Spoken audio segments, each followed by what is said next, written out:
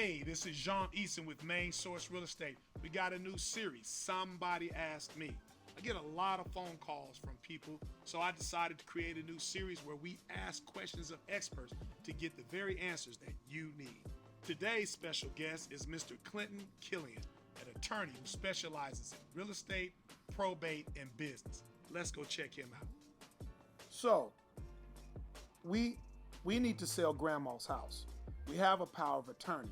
Can we still sell it? Well, it all depends. A power of attorney is a document that a competent person exercises and executes where they say, I am entrusting someone else to make decisions regarding my property and in some cases my health. The unfortunate part is most power of attorneys are not very well written.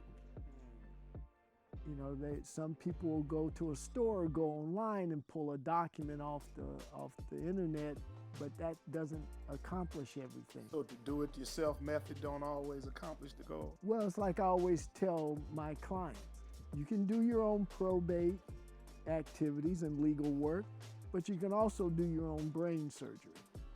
But I wouldn't advise you to do either one yourself. Right.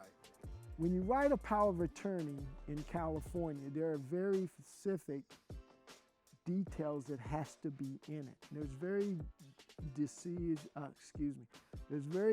concrete decisions that have to be made.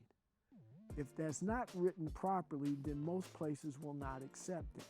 Okay. It has to not only be notarized, but it also has to be witnessed, because the notary just says this person who signed this document proved to me that they're this person. Okay. The notary doesn't make any evaluations on whether the person is competent and understood what they're reading and understood what they were signing.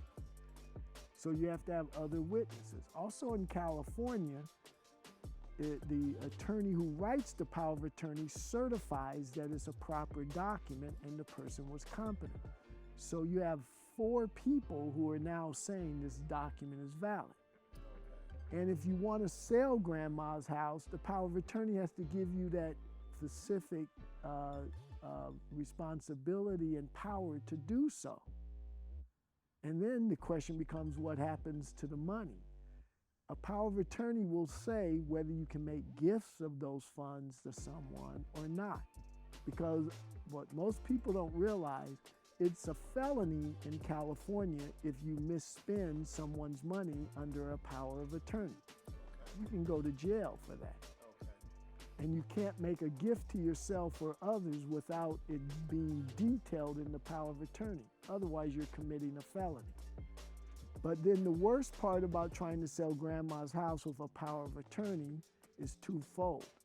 Number one, a lot of title companies will not accept the power of attorney unless it's executed properly with, again, not just a notary, but with witnesses as well as the attorney who prepared it certifying it. Number two, and generally, if the other heirs or relatives to the second degree means this: you're here, the person you're married to is your first degree, your children are your second degree.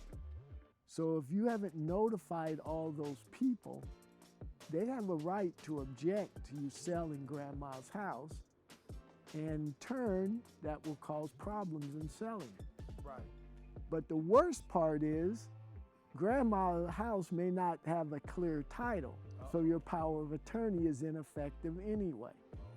Grandma may have inherited the house from her father and mother, and it's passed down to her and her brothers and sisters, and no one ever cleared the title when those brothers and sisters passed away. And even though it's in grandma's name, there's all these other people who have interest in the property. So it is not just the power of attorney, but you also have to make sure title is clear before you can sell grandma's house.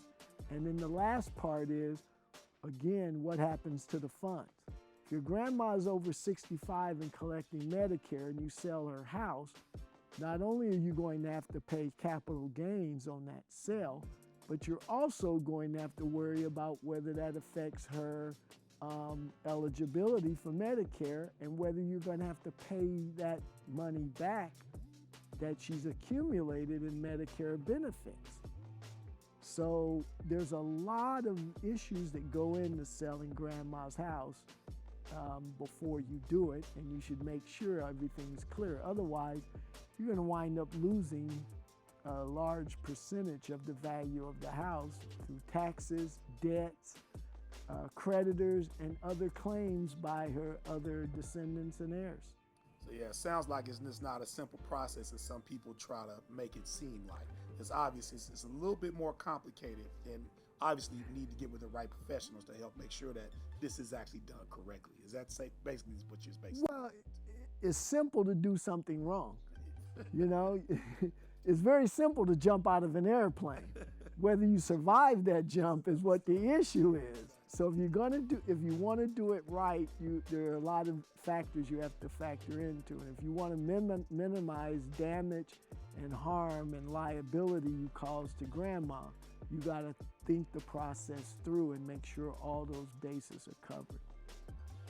Wow, great episode. I want to say thanks again to our special guest, Mr. Clinton Killian. And just remember, somebody asked me, and I'm going to ask them. Tune in next time.